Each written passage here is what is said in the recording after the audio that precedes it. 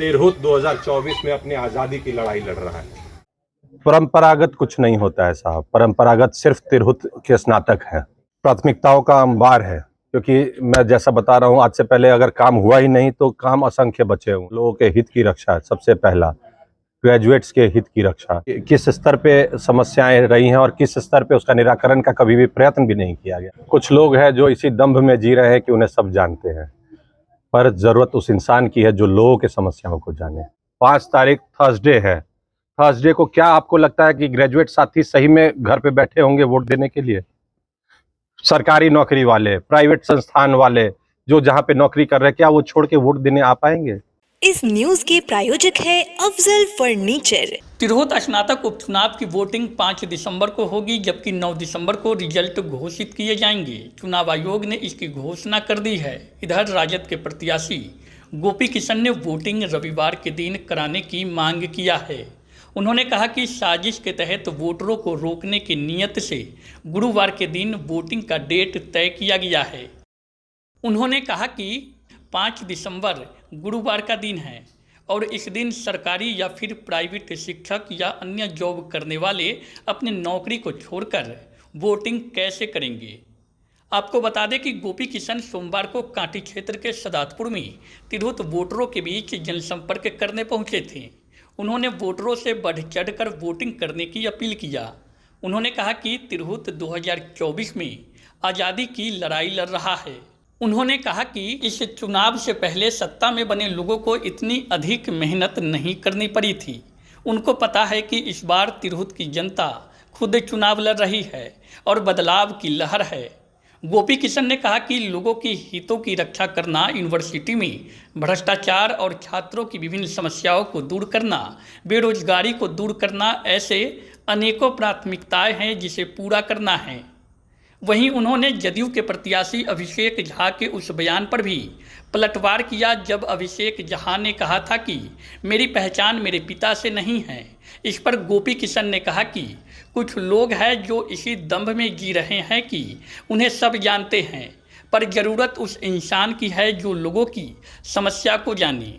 इस दौरान कार्यक्रम की अध्यक्षता और संचालन आरजेडी के युवा नेता राहुल कुमार राय ने की। मौके पर अरविंद राय, राजेश राय, अधिवक्ता सह राजद नेता अजय रंजन, मोहम्मद अरमान, सूरज मलाकार, बिक्की यादव, रत्नेश कुमार, सुबोध कुमार राय सहित अन्य राजद नेता, कार्यकर्ता और स्नातक वोटर उपस्थित रहे।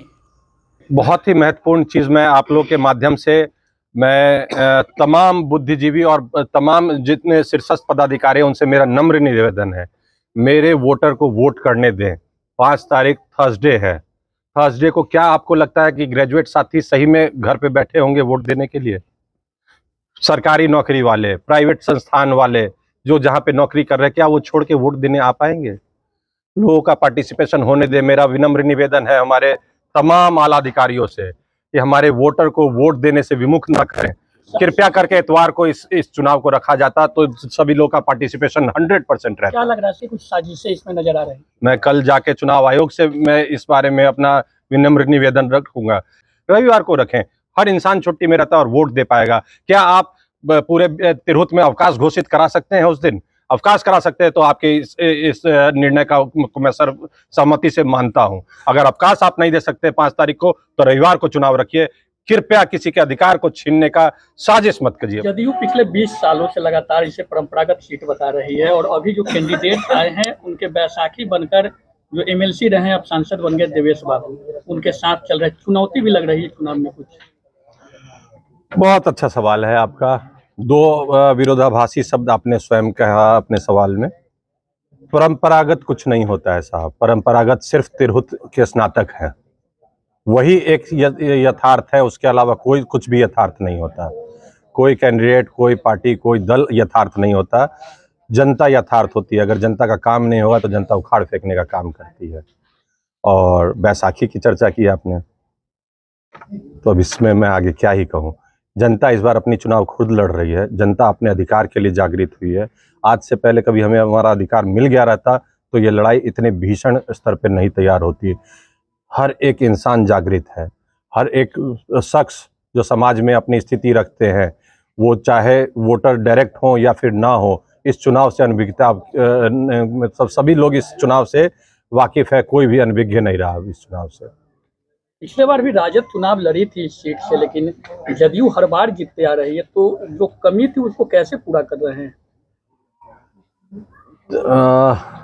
हाँ, चुनाव हमेशा हमारे दल भी लड़ते आई है और कमी ऐसा कुछ नहीं रहा। इस बार पब्लिक का अपना खुद का एक इंटरेस्ट है, हमारे जो स्नातक बंधु है उनका खुद का इंटरेस्ट है कि आज तक कभी उनके अधिकार की बात नहीं की गई। जो भी नुमाइंदे हमारे गए सदन में, उन्होंने अपनी सिर्फ टर्म पूरा किया है, कभी भी हम लोग के अधिकार की बात नहीं की। तो इस बार जनता स्वयं चुनाव लड़ रही है, हम लोग उनके साथ उनके चुनाव में सहयोग कर रहे हैं। और जन आंदोलन एक ऐसा चीज़ होता है जिससे बड़े बड़े वट वृक्ष उखड़ जाते हैं, और जो अपने आप को स्वयंभू का दम भरते हैं वो इस चुनाव में अपने आप को देख लें। प्राथमिकताएं क्या लेकर उतरे हैं? प्राथमिकताओं का अंबार है, क्योंकि मैं जैसा बता रहा हूँ, आज से पहले अगर काम हुआ ही नहीं तो काम असंख्य बचे हुए हैं। लोगों के हित की रक्षा सबसे पहला, ग्रेजुएट्स के हित की रक्षा, सही समय पे ग्रेजुएशन, उसके बाद ग्रेजुएशन के बाद उनके जो तमाम तरह के यूनिवर्सिटी के चक्कर है उनमें उनका बचाव, उसके बाद जब वो ग्रेजुएट हो जाते हैं तो उनके तमाम तरह के सुविधाएं और भत्तों के लिए आवाज़ उठाना और नीति निर्माण करवाना। उसके अलावा क्वालिटी एजुकेशन एक बहुत बड़ा चीज़ है। छात्र संगठनों के माध्यम से भी मैं ये बताना चाहूँगा, आप लोग को बताना चाहूँगा कि छात्र का भी चुनाव होना बहुत ज़रूरी है। इससे एक स्वस्थ माहौल का निर्माण होता है यूनिवर्सिटी में। कभी भी लोगों ने इस तरह का काम करने का प्रयास नहीं किया। ऐसे तमाम असंख्य समस्याएं हैं जिनका त्वरित स्तर पे निराकरण होना बहुत ज़रूरी है। बेरोजगारी एक बड़ी समस्या है, ग्रेजुएट जो है उनके लिए पलायन न हो रही है, छठ का मौका है, अभी भी कई ऐसे ग्रेजुएट जो है वो दूसरे प्रदेश से अपने घर वापस लौट रहे हैं। ये पलायन कब रुकेगी और बेरोजगारी कब खत्म हो पाएगी? जब एक युवा सोच आती है, 17 महीने के लिए हमारी विचारधारा की सोच आती है, तो अचानक से नौकरियों का अंबार लग जाता है। जब समाज मजबूती से अपने युवा साथियों को आगे बढ़ाता है तो वो नई विचारधारा के साथ समाज को बदलने का काम करते हैं। ये हमारे नेता ने 17 महीने में करके दिखाया है, और इसी विश्वास के साथ इस बार समाज और युवा पीढ़ी मजबूती से मेरा साथ दे रही है और इस लड़ाई को लेकर हम लोग चल रहे हैं। इससे जरूर निजात पाएंगे हम। कितने वोटर की संख्या बनाए हैं? कुल वोटर की संख्या 160 के करीब गई है। फाइनल इलेक्टोरल रोल आ जाएगा 6 तारीख को। एग्जैक्ट आंकड़े 157, 155, 160 जो भी होगा वो उस दिन पता चल पाएगा। और ये एक बहुत बड़ा जन सैलाब है जिसको जो परिवर्तन के लिए आतुर है। देवेश बाबू लगातार अपने प्रत्याशी को लेकर घूम रहे हैं और सभी जगहों को बोल रहे हैं कि अब मेरा जितना काम था उतना किए हैं, उसके बाद जो है हमारे साथी जो आए हैं अभिषेक जी वो पूरा करेंगे। आप एक तरफ बोल रहे हैं कि कोई काम नहीं हुआ क्षेत्र में या केहू का स्नातक में, कैसे देखते हैं इसे? आप बंधु मेरे ग्रेजुएट हैं, मुझे जहाँ तक जानकारी है या फिर मैं समझ पा रहा हूँ आपकी प्रखरता से, क्या आपका कोई समस्या का निदान हुआ है? किसी के कह देने मात्र से दिन दिन नहीं होता, रात रात नहीं होती। उसके लिए प्रामाणिकता की जरूरत होती है कि अगर मैं अपना हाथ सही से देख पा रहा हूँ तो ये दिन की रोशनी है, अगर मुझे कुछ नहीं दिख रहा तो ये घूप अंधेरा है। तो किसी के कह देने मात्र से नहीं होता है।